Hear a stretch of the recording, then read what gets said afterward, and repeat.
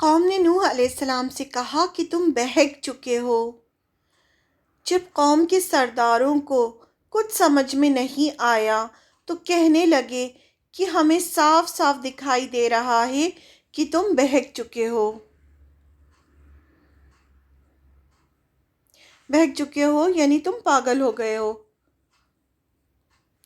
نوح علیہ السلام نے کہا، نہیں، میں بہکا ہوا نہیں ہوں، میں تو رب العالمین کا بھیجا ہوا پیغمبر ہوں، تم تک اپنے رب کا پیغام پہنچاتا ہوں، تم کو نصیحت کرتا ہوں اور اللہ کی طرف سے وہ باتیں جانتا ہوں جو تم نہیں جانتے۔ اس سورہ الاعراف کی آیت نمبر 59 سے 64 میں ہے۔ نوح علیہ السلام نے کہا کہ میں اللہ کا پیغمبر ہوں۔ نوح علیہ السلام نے ہر طرح سے قوم کو سمجھانے کی کوشش کی۔ نوح علیہ السلام ہر وقت قوم کو سمجھاتے رہے۔ انہوں نے دن میں دعوت دی، رات کو سمجھایا، اکیلے میں سمجھایا، سب کے سامنے سمجھایا، یعنی ایک ایک کو نوح علیہ السلام نے اللہ کی طرف بلایا، دن میں سمجھایا، رات کو سمجھایا، اکیلے میں سمجھایا، سب کے سامنے سمجھایا، اللہ کی نشانیاں دکھائیں۔ 950 ایئرز تک وہ لوگوں کے ساتھ محنت کرتے رہے، لیکن لوگ نہیں مانے۔ جب نوح علیہ السلام کچھ کہتے تو وہ اپنی انگلیاں کانوں میں دے دیتے، یعنی نوح علیہ السلام کچھ بھی کہتے تو اپنے کان بند کر لیتے، اوپر سے کپڑے اوڑھ لیتے کہ ہمیں کچھ نہیں سننا ہے، اور تکبر کرتے۔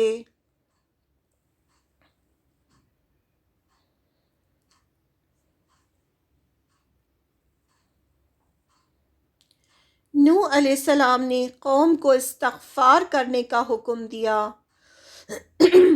نوح علیہ السلام نے قوم سے کہا کہ شرک کے لیے اللہ سے معافی مانگو، استغفار کرو، کیونکہ شرک سب سے بڑا گناہ ہے جس کی کوئی معافی نہیں، اور یہ پوری کی پوری قوم شرک کر رہی تھی۔ تو نوح علیہ السلام نے ان کو سمجھایا کہ تم یہ جو شرک کر رہے ہو اس کے لیے اللہ سے معافی مانگو، استغفار کرو، اور پھر استغفار کے فائدے بتائے۔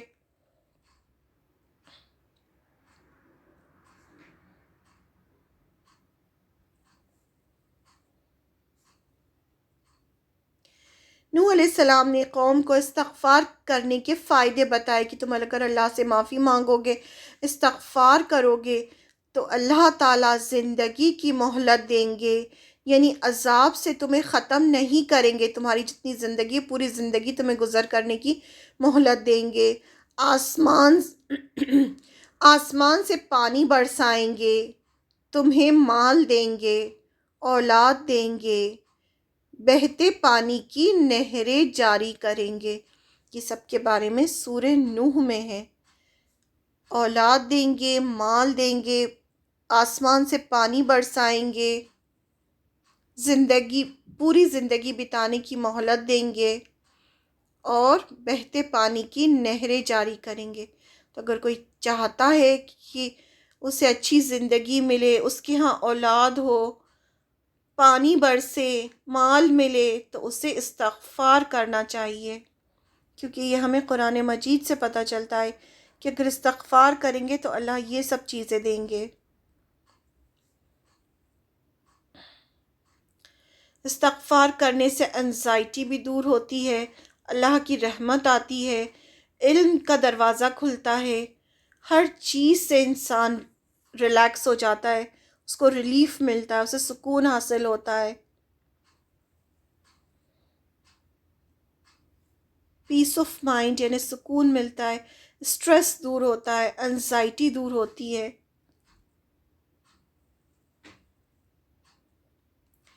پاور آف استغفار، آپ صلی اللہ علیہ وسلم نے بھی استغفار کے بارے میں بتایا ہے۔ ابو داؤد کی روایت ہے کہ if anyone constantly seeks pardon from Allah، اگر کوئی برابر اللہ سے معافی مانگتا رہتا ہے، استغفار کرتا رہتا، استغفر اللہ یعنی اللہ مجھے بخش دے، اللہ مجھے بخش دے، بخش دے یعنی مجھے معاف کر دے، میں نے جو گناہ کیے ہیں انہیں تو معاف کر دے۔ If anyone constantly seeks pardon from Allah, Allah will appoint for him a way out of every distress and a relief from every anxiety, and will provide sustenance for him from where he expects not. جہاں سے وہ گمان بھی نہیں کرتا وہاں سے اللہ تعالیٰ اسے رزق دیتے ہیں، اس کی مشکلات دور کرتے ہیں، اس کی انزائٹی دور کرتے ہیں اگر کوئی برابر استغفار کرتا رہتا ہے۔ اس کا پورا ایکسپلینیشن ہمیں سورہ نوح میں ملتا ہے۔ یہیں سے پتہ چلتا ہے کہ اگر ہم بھی استغفار کریں گے تو ہمیں بھی اللہ تعالیٰ یہ سب چیزیں عطا کریں گے۔ تو نوح علیہ السلام نے استغفار کے لیے اپنی قوم سے کہا کہ استغفار کرو۔ نوح علیہ السلام نے قوم کو شرک سے منع کیا، بار بار منع کیا کہ شرک مت کرو۔ اتنا سمجھانے کے باوجود قوم کے سرداروں نے نوح علیہ السلام کے خلاف سازش کی، فریب کیا، اپنی قوم سے کہا کہ جن کی تم لوگ عبادت کرتے ہو یعنی سوا، ود، یغوث، یعوق، نصر کی عبادت کرنا بالکل بھی نہیں چھوڑنا۔ ادھر نوح علیہ السلام سمجھا رہے تھے، ادھر قوم کے جو سردار تھے وہ کہہ رہے تھے کہ نہیں، ان کی عبادت کرنا بالکل بھی نہیں چھوڑنا۔ نوح علیہ السلام نے 950 سال لوگوں کو سمجھایا، ایک کے بعد ایک جنریشنز آتی گئیں اور نوح علیہ السلام کو جھٹلاتی گئیں۔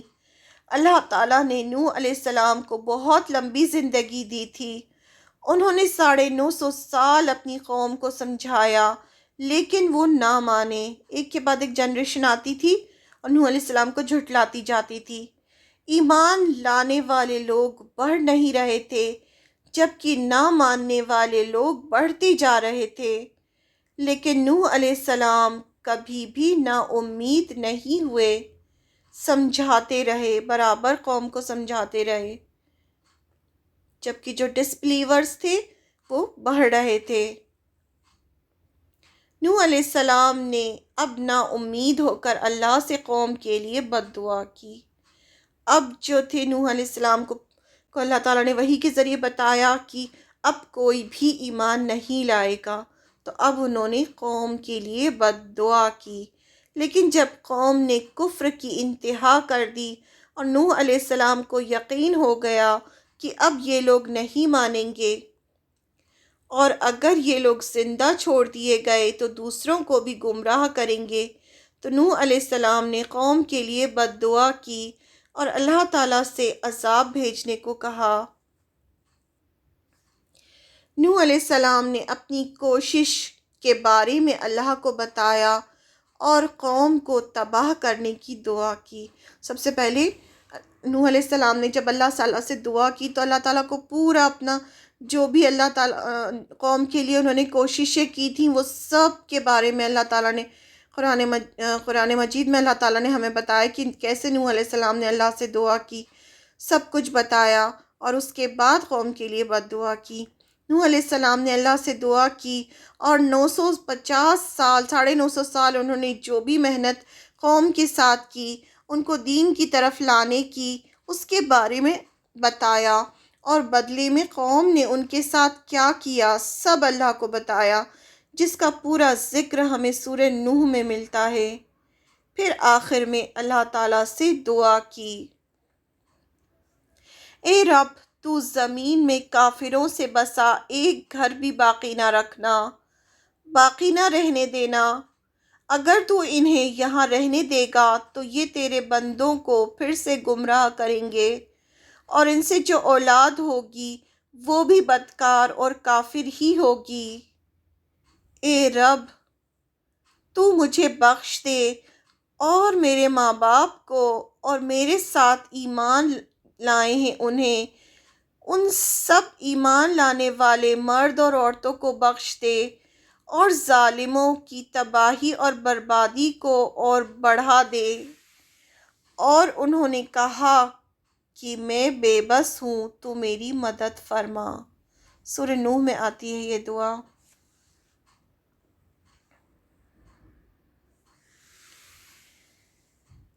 رب اغفر لی ولی والدیہ ولی من دخل بیتیا مؤمنا للمؤمنین والمؤمنات ولا تزد الظالمین الا تبارا۔ اے میرے پروردگار، تو مجھے اور میرے ماں باپ اور جو ایمان کی حالت میں میرے گھر میں آئیں اور تمام مومن مردوں اور عورتوں کو بخش دے، اور کافروں کو سوائے بربادی کے اور کسی بات میں نہ بڑھا۔ سورہ نوح کی آیت نمبر 28 ہے۔ اس کے بعد انہوں نے کہا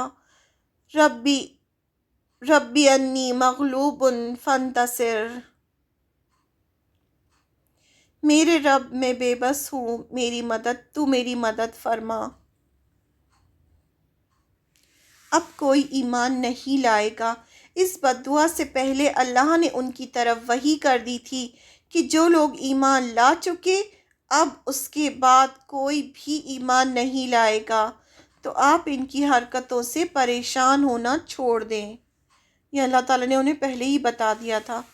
اللہ تعالیٰ نے نوح علیہ السلام کی دعا کو قبول کیا اور فرمایا جو ایمان لا چکے اب ان کے سوا کوئی ایمان نہیں لائے گا، بس تم غمگین نہ ہو۔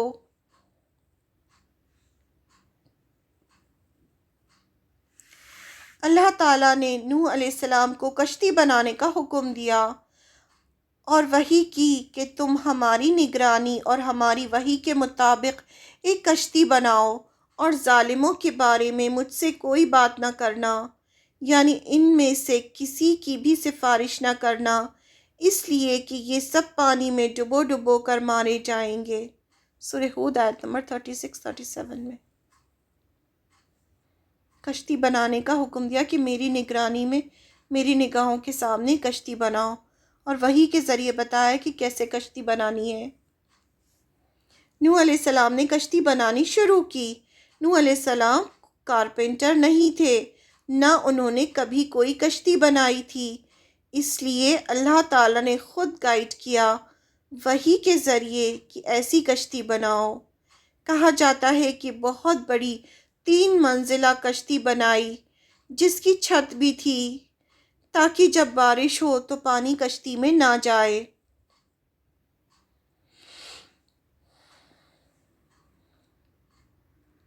اب نوح علیہ السلام نے لوگوں کو اللہ کی طرف بلانا چھوڑ دیا اور دن رات کشتی بنانے میں لگ گئے۔ قوم کے لوگ جب وہاں سے گزرتے تو نوح علیہ السلام کا خوب مذاق اڑاتے کہ یہ تو بڑھئی یعنی کارپینٹر بن گئے ہیں،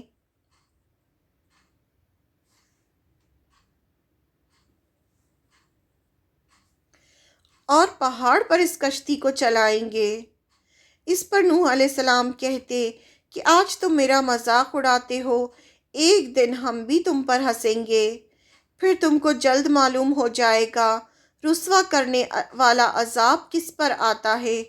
سورہ ہود آیت نمبر 38-39 میں اس کا ذکر ہے۔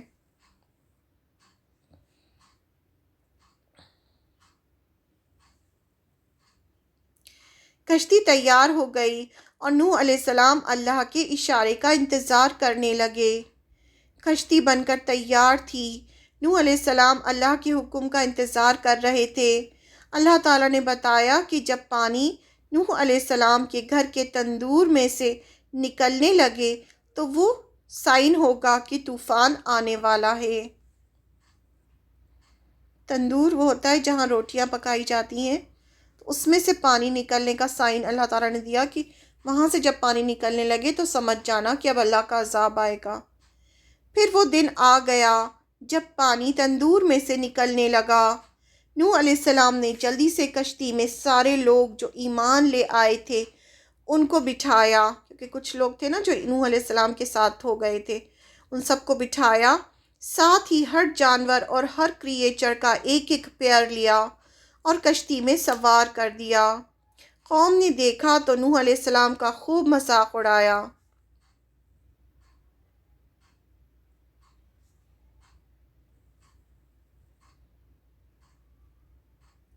سب کو سوار کر دیا نوح علیہ السلام نے کشتی میں۔ نوح علیہ السلام کی بیوی اور ایک بیٹا کشتی میں سوار نہیں ہوئے، وہ ایمان نہیں لائے تھے، ان کو نوح علیہ السلام پر بھروسہ نہیں تھا۔ قرآن مجید میں آتا ہے نا نوح علیہ السلام کی بیوی اور لوط علیہ السلام کی بیوی کے بارے میں کہ ان کو پیغمبر کی بیوی ہونا فائدہ نہیں دے گا قیامت کے دن۔ اب پوری زمین سے پانی نکلنا شروع ہو گیا اور اوپر سے بارش شروع ہو گئی، زمین پانی میں ڈوبنے لگی، جس کا ذکر سورہ ہود کی آیت نمبر 41 سے 48 میں ہے۔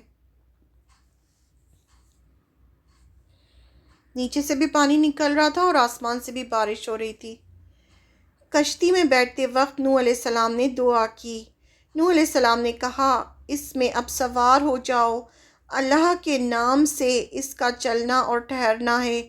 اے میرے رب، تو مجھے بابرکت جگہ اتار، تو ہی بہتر ہے اتارنے والوں میں۔ ہمیں بھی چاہیے کہ جب شپ یا پلین میں بیٹھیں تو یہ دعا پڑھیں۔ سورہ مومنون کی دعا ہے، آیت نمبر 29 ہے۔ ربی انزلنی منزلا مبارکا وانت خیر المنزلین۔ اے میرے رب، مجھے بابرکت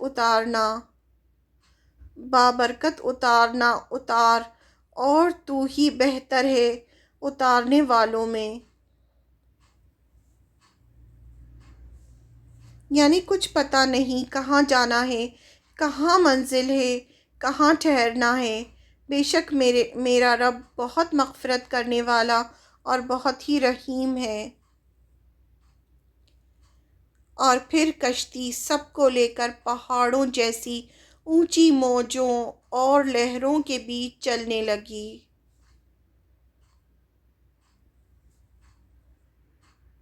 نوح علیہ السلام کا بیٹا پانی میں ڈوب گیا۔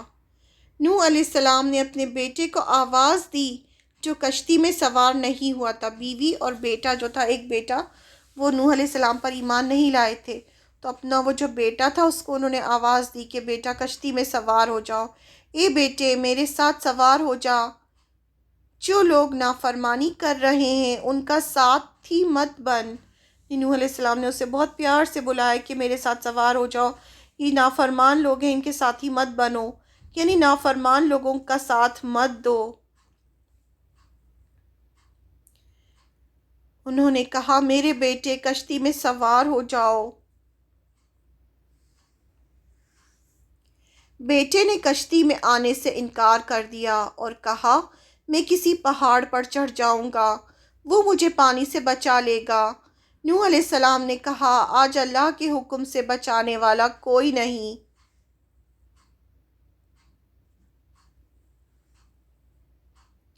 بس اگر اللہ ہی کسی پر رحم کرے تو کرے۔ ابھی باپ اور بیٹے کی بات چل ہی رہی تھی کہ ایک پانی کی موج آئی اور وہ بھی پانی میں ڈوب کر مرنے والوں میں شامل ہو گیا۔ سب لوگ ختم ہو گئے سوائے ان کے جو نوح علیہ السلام کے ساتھ کشتی میں تھے۔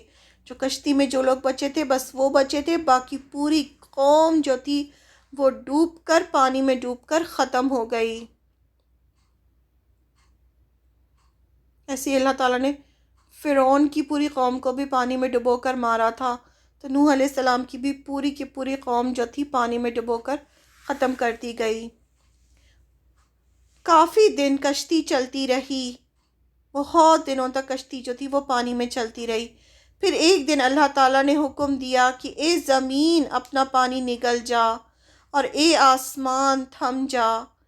پانی تھم گیا اور فیصلہ پورا ہو گیا، یعنی جو پوری جو قوم تھی وہ تباہ کر دی، اس کے بعد پانی تھم گیا۔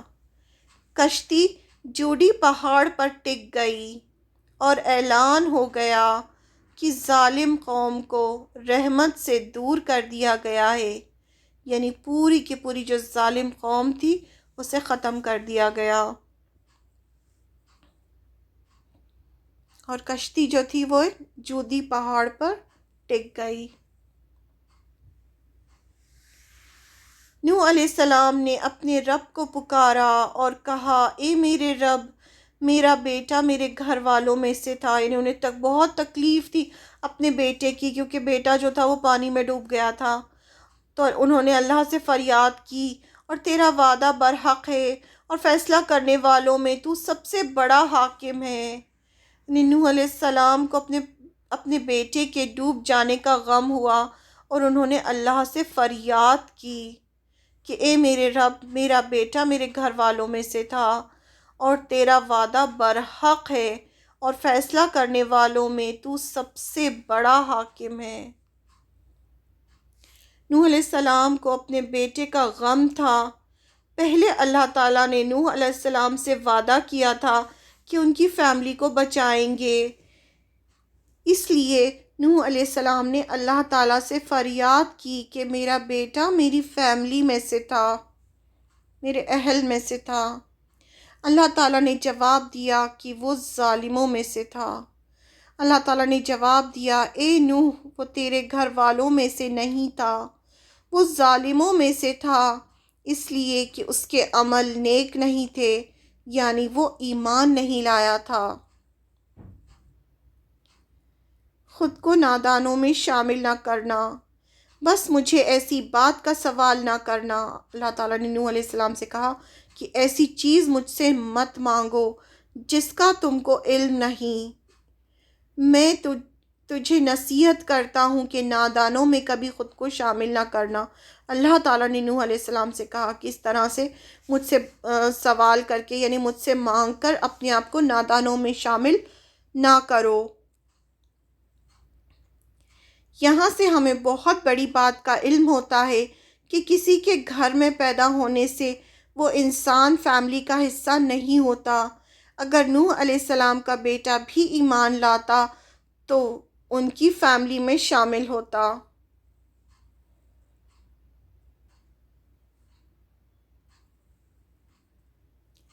دوسرا یہ بھی پتہ چلتا ہے کہ نوح علیہ السلام کا ایمان لانا اپنے بیٹے کو عذاب سے نہ بچا پایا۔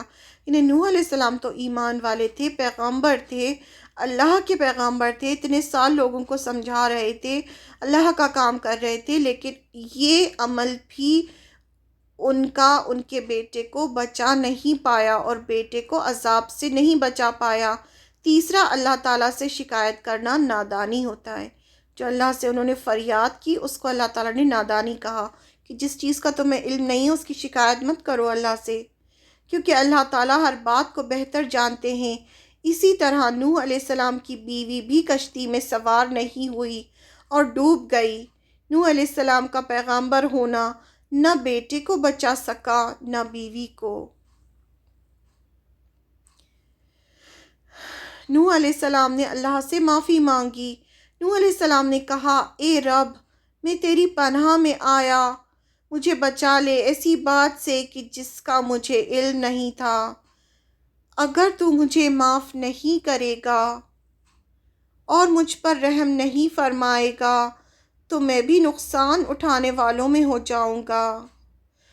یعنی نوح علیہ السلام نے فوراً جو اللہ سے سوال کیا تھا اس کی معافی مانگی۔ سوال کیا تھا، یعنی دعا کی تھی کہ اللہ میرا بیٹا جو ہے وہ ڈوب گیا، اس طرح سے فریاد کی تھی۔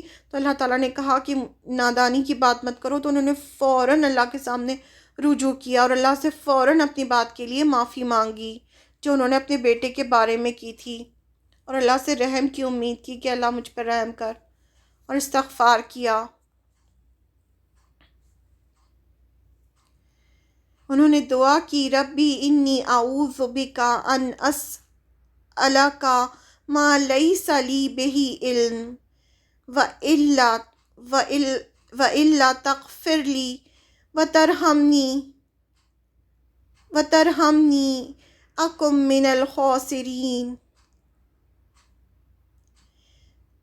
میرے پالنہار، میں تیری ہی پناہ چاہتا ہوں اس بات سے کہ تجھ سے وہ مانگوں جس کا مجھے علم ہی نہ ہو۔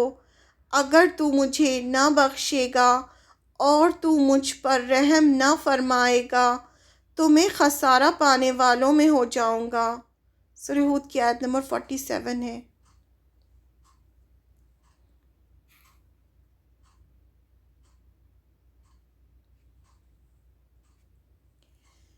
اللہ تعالیٰ نے ایمان والوں کو طوفان سے بچا لیا۔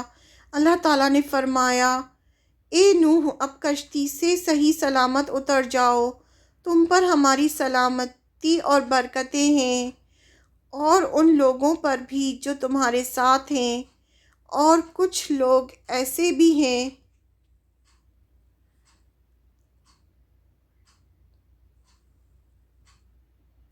جن کو ہم تھوڑی مدت تک کے لیے زندگی کے آرام دیں گے۔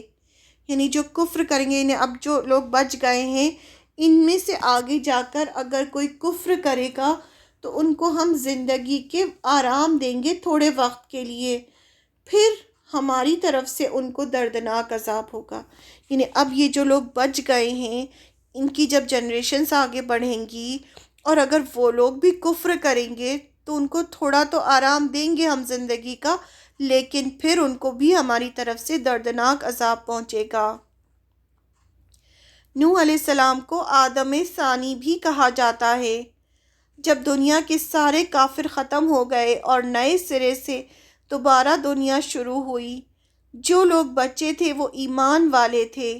نوح علیہ السلام کو آدم ثانی یعنی دوسرے آدم علیہ السلام بھی کہا جاتا ہے، کیونکہ ان سے بھی دنیا دوبارہ شروع ہوئی۔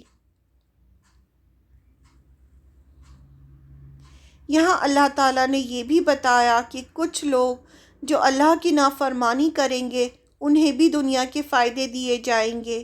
اسی لیے ہم دیکھتے ہیں نا کہ جو کفر کرتا ہے اسے بھی دنیا کے فائدے ملتے ہیں، وہ اسی لیے کیونکہ اللہ تعالیٰ نے فرمایا ہی ہے کہ ایسا ہوگا، لیکن پھر ان کو دردناک عذاب دیا جائے گا۔ اللہ تعالیٰ کی نافرمانی کوئی معمولی جرم نہیں ہے۔ عذاب قبر کی دلیل بھی ملتی ہے ہمیں۔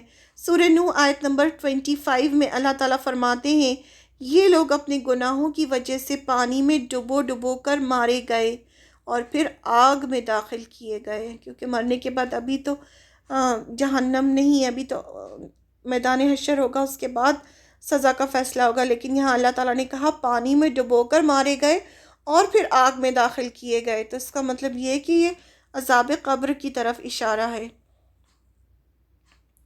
یہاں بھی عذاب قبر کی طرف اشارہ ہے، اور اب اللہ کے عذاب سے بچانے والا کسی کو بھی وہ اپنا مددگار نہیں پا رہے ہیں۔ نوح علیہ السلام کے قصے سے آپ صلی اللہ علیہ وسلم کو اللہ تعالیٰ نے نصیحت کی۔ پوری سٹوری کو کنکلوڈ کرتے ہوئے اللہ تعالیٰ آپ صلی اللہ علیہ وسلم سے فرماتے ہیں، اے محمد صلی اللہ علیہ وسلم، یہ قصہ غیب کی خبروں میں سے ہے، یہ قصے غیب کی خبروں میں سے ہیں، ہم جس کی وحی تمہاری طرف بھیج رہے ہیں، اس سے پہلے نہ تم ان باتوں کو جانتے تھے نہ تمہاری قوم جانتی تھی، بس صبر کیے جاؤ۔ آپ کو صبر کی تلقین کی اور فرمایا کہ سب کے بارے میں تو تمہیں نہیں پتا تھا نا، اللہ تعالیٰ تمہیں وحی کے ذریعے بتا رہے ہیں۔ انجام پرہیزکاروں یعنی متقین کا اچھا ہوگا۔ نے آپ صلی اللہ علیہ وسلم کو تسلی دی کہ صبر کیے جاؤ، کیونکہ یہ پورا صبر کا قصہ ہے نا۔ نوح علیہ السلام نے کتنے 950 سال صبر کیا اور لوگوں کو سمجھاتے رہے اور انہوں نے کتنا مذاق اڑایا اور وہ سب برداشت کرتے رہے۔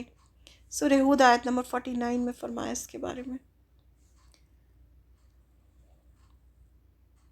صبر کی نصیحت، یہ پورا قصہ صبر کا ہے کہ کیسے نوح علیہ السلام اللہ کی خاطر 950 سال صبر کرتے رہے۔ تو آپ صلی اللہ علیہ وسلم کو یہ قصہ سنا کر تسلی دی جا رہی ہے کہ آپ بھی صبر کریں۔ آپ صلی اللہ علیہ وسلم نے صبر کے بارے میں فرمایا ہے کہ whoever remains patient, Allah will make him patient. Nobody can be given a blessing better and greater than patience. Patience سے بڑی کوئی بھی بلیسنگ نہیں ہے انسان کے لیے، اللہ کی رحمت نہیں۔ جس نے سیکھ لیا صبر کرنا اس نے سب کچھ سیکھ لیا، کیونکہ صبر کے بدلے ہی جنت ہے۔ جب جنت میں لوگ داخل ہوں گے تو فرشتے کہیں گے، سلام کریں گے اور کہیں گے تم بہت اچھے رہے کہ تم نے دنیا میں صبر کیا۔ دنیا میں جو کچھ بھی ٹیسٹ ہو رہے ہیں اس میں اللہ تعالیٰ جو سب سے بڑی چیز ہم سے دیکھ رہے ہیں وہ صبر ہے۔ روایتوں میں اس قصے کی اور ڈیٹیل ملتی ہیں، لیکن ہمیں اتنا ہی ہم نے اتنا ہی لیا ہے جتنا قرآن میں اللہ تعالیٰ نے بیان کیا ہے۔ نوح علیہ السلام کے بعد سب توحید پر تھے، ایک اللہ کی عبادت کرتے تھے، لیکن پھر شیطان نے لوگوں سے شرک کروانا شروع کیا، تو اللہ تعالیٰ نے ہود علیہ السلام کو بھیجا۔ نوح علیہ السلام کے بعد ہود علیہ السلام کو اللہ تعالیٰ نے بھیجا۔ نوح علیہ السلام کا نام قرآن مجید میں 43 ٹائمز آیا ہے۔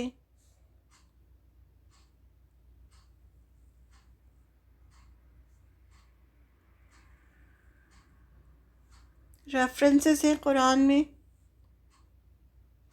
بہت ساری آیتوں میں، بہت ساری سورہ میں آیا ہے نوح علیہ السلام کا ذکر۔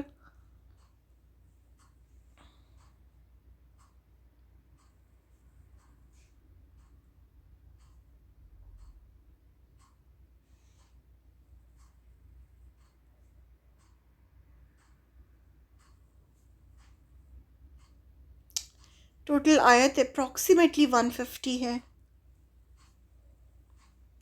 سبحانک اللہم و بحمدک نشہد ان لا الہ الا انت نستغفرک و نتوب الیک۔ السلام علیکم ورحمۃ اللہ وبرکاتہ۔